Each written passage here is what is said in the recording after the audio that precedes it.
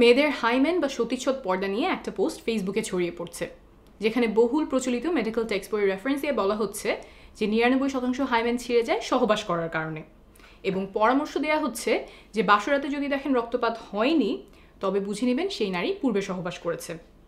এই ভিডিওতে মেয়েদের ভার্জিনিটি পরীক্ষা করার প্রচলিত পদ্ধতিগুলো নিয়ে আলোচনা করব, রেফারেন্স সহ বুঝিয়ে বলবো এগুলো কতটুকু নির্ভরযোগ্য।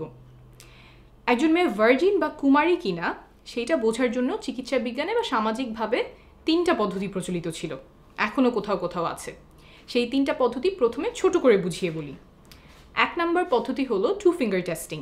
নারীদের যোনিপথে 2 আঙ্গুল ঢোকানো হয় এবং আঙুল দিয়ে বোঝার চেষ্টা করা হয় যোনিপথ কতটুকু টাইট, কতটুকু চাপা বা প্রশস্ত, 2 আঙ্গুল সহজে ঢুকে যাচ্ছে নাকি 1 আঙ্গুল ঢুকছে ইত্যাদি।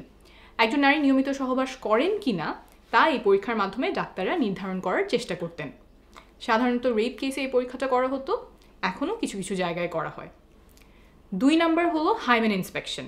এই ক্ষেত্রে চোখ দিয়ে দেখা হয়, আগেরটার মতো আঙুল ঢোকানো হয় না। মেয়েদের যোনিপথের হাইমেন, অনেকে এটাকে সতীচ্ছদ পর্দা নামে চেনেন, সেইটা পরীক্ষা করা হয়। হাইমেনে কোনো ছেঁড়া আছে কিনা, থাকলে কোথায় ছেঁড়া, হাইমেনের আকার কেমন, মুখ কতটুকু বড়, এইসব দেখে বোঝার চেষ্টা করা হয় মেয়েটি আগে কখনো সহবাস করেছিল কিনা। 3 নম্বরটা হলো প্রথম সহবাসের রক্তপাত। অনেকের ধারণা যে নারী কুমারী হলে সহবাসের রক্তপাত হবে, সেজন্য বাসরাতে অনেকে সাদা চাদর বিছিয়ে দেন যাতে রক্তের দাগ ভালোভাবে বোঝা যায় বউ কুমারী কিনা সেই পরীক্ষাটা যাতে হয়ে যায়। এই যে 3টা পদ্ধতি বললাম, এগুলো কতটুকু নির্ভরযোগ্য? আসলে কি এগুলো ব্যবহার করে বোঝা যায় একজন নারী কুমারী কিনা? এই পরীক্ষাগুলো নিয়ে সর্বশেষ মেডিকেল সায়েন্স কি বলে তা এখন বুঝিয়ে বলবো। প্রথমেই আসি 3 নম্বর উপায়ে, প্রথম সহবাসে রক্তপাত। 100 জন নারীর উপরে করা একটা গবেষণায় দেখা গেছে যে 44 জনেরই প্রথম সহবাসে রক্তপাত হয়নি। সংখ্যাটা কিন্তু কম না, প্রায় অর্ধেকের কাছাকাছি নারীর প্রথম সহবাসে রক্তপাত হয়নি। এমনকি কোনো ব্যথাও হয়নি 32 জনের। এমন আরও গবেষণা আছে যাতে দেখা গেছে প্রথম সহবাসে সবার রক্তপাত হয় না। রক্তপাত হওয়া এবং না হওয়া দুইটাই স্বাভাবিক। কারো কারো ক্ষেত্রে যোনিপথ পিচ্ছিল না হওয়ার কারণে বা জোর করে পুরুষাঙ্গ ঢোকানোর কারণে যোনিপথের দেয়াল ছিঁড়ে যায়, ফলে রক্তপাত হয়। এরপর আসি 2 নম্বর উপায়, হাইমেন ইন্সপেকশন বা সতীচ্ছদ পর্দা দেখে বোঝা যায় কিনা নারী কুমারী। এটার ব্যাপারে হয়তো অনেকেই শুনেছেন, সহবাস করলে মেয়েদের যোনিপথের পর্দা ফেটে যায়, আর তাহলে তো ওটা দেখলেই বোঝা যাওয়ার কথা যে সে সহবাস করেছে কিনা। অনেকেই মনে করেন হাইমেন এমন, এইভাবে যোনিপথের মুখ আটকে রাখে, সহবাস করলে পর্দাটা এমনভাবে ফেটে যায়, তাহলে ভালো করে দেখলেই বোঝা যাওয়ার কথা যে নারী কুমারী কিনা। আমেরিকায় 36 জন গর্ভবতী টিনেজারদের ওপরে একটা গবেষণা করা হয়। তাদের হাইমেন এবং গোপনাঙ্গ দেখে ডাক্তার নির্ণয় করার চেষ্টা করেন যে তারা পূর্বে সহবাস করেছে কিনা। 36 জনের মধ্যে মাত্র 2 জনের ক্ষেত্রে ডাক্তার বুঝতে পেরেছিলেন যে তারা আগে সহবাস করেছে, অথচ 36 জনই গর্ভবতী, অর্থাৎ বাকিরা সহবাস করেছিলেন কিন্তু তাদের হাইমেন দেখে বোঝা যায়নি। অনেকেই মনে করতে পারেন হাইমেন দেখে বোঝা না যাওয়ার কারণ কি? যদি এমন ছেঁড়া হয় তাহলে তো দেখেই বোঝা যাওয়ার কথা, কিন্তু আসলে হাইমেন এমন শক্ত কোনো পর্দা না। হাইমেন বা সতীচ্ছদ পর্দা কিছুটা এমন ইলাস্টিক, সংকোচন প্রসারণ বা বড় ছোট হতে পারে, আর এই হাইমেন থাকে যোনিপথের চারপাশ ঘিরে। আর যোনিপথের দেয়ালগুলো কিছুটা রাবার মতো ইলাস্টিক, ছোট বড় হতে পারে, এত বড় হতে পারে যে এই রাস্তা দিয়ে জন্মের সময় বাচ্চা বের হয়। তো এই যোনিপথ ঘিরে যে পর্দার মতো থাকে হাইমেন, সেইটাও বড় ছোট হয়।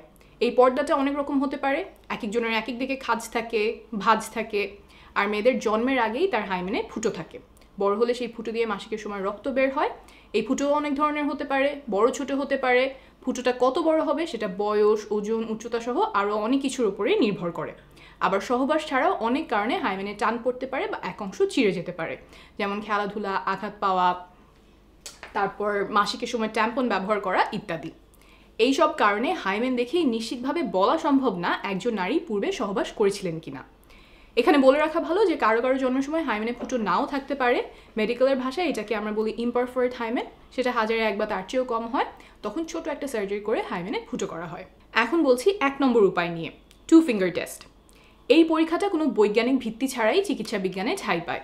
উপমহাদেশের অনেকগুলো মেডিকেল টেক্সট বই এই পরীক্ষার কথা লেখা আছে, সেই সব পড়ে ডাক্তাররাও অনেকদিন এই পরীক্ষা করতেন। এই মন গড়া অবৈজ্ঞানিক পরীক্ষা বন্ধ করতে বিভিন্ন দেশে এটাকে ব্যান করা হয়। ভারতে এটা ব্যান করা হয়েছে 2013 সালে, বাংলাদেশে 2018 সালে এবং পাকিস্তানে 2021 সালে। তাহলে বোঝা গেল যে এই 3 উপায়, 2 ফিঙ্গার টেস্ট, সতীচ্ছদ পর্দা বা রক্তপাত, কোনোটা দিয়েই কুমারিত্ব বোঝা যায় না। তাহলে আসলে কি কোনো নির্ভরযোগ্য বৈজ্ঞানিক উপায় আছে যার মাধ্যমে বোঝা যায় নারী আগে সহবাস করেছে কিনা? না, নাই।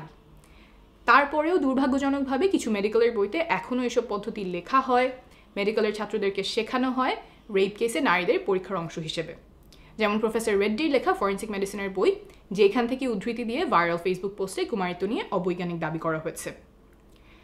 এখন আপনি বলতেই পারেন যে মেডিকেলের টেক্সট বুক আমি ভুল বললেই তো হলো না, যিনি লিখেছেন তিনি তো একজন বিশেষজ্ঞ, আমার রেফারেন্স কি? বিশ্ব স্বাস্থ্য সংস্থা বা WHO, United Nations human rights, UN Women, এই সংস্থাগুলোর বিশেষজ্ঞ প্যানেল বলছেন যে প্রফেসর রেড্ডির লেখা ফরেন্সিক মেডিসিনের বই সহ আরও কিছু বই ভার্জিনিটি টেস্টিং নিয়ে অনির্ভরযোগ্য এবং অবৈজ্ঞানিক উপায় শেখান। তারা আহ্বান জানিয়েছেন যেন এইসব বইতে চিকিৎসা বিজ্ঞানের সর্বশেষ তথ্যগুলো তুলে ধরা হয়। আমি রেফারেন্স নিচে দিয়ে দিব। ভিডিওটি যারা দেখছেন তাদের কাছে অনুরোধ, হাইমেন বা সতীচ্ছদ পর্দা, ভার্জিনিটি টেস্টিং ইত্যাদি বিষয়ে কেউ ভুল তথ্য ছড়ালে সেখানে প্রমাণ তুলে ধরে ভুল ধারণাগুলো দূর করার চেষ্টা করবেন। আপনার এই প্রচেষ্টায় হয়তো কারো জীবনে অনেক বড় উপকার হবে। ভালো থাকবেন।